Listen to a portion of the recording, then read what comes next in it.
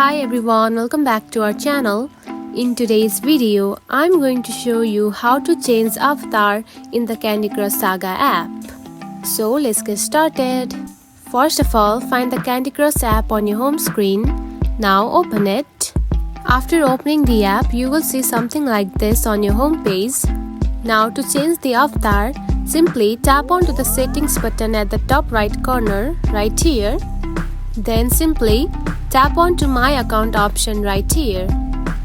After tapping on it, you will see your profile picture just like this. And you can see there is no any built-in feature to change the avatar.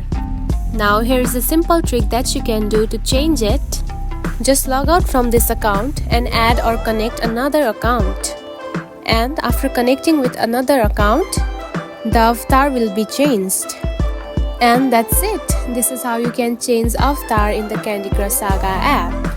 If you found this video helpful, don't forget to like and subscribe for more tips. Thanks for watching.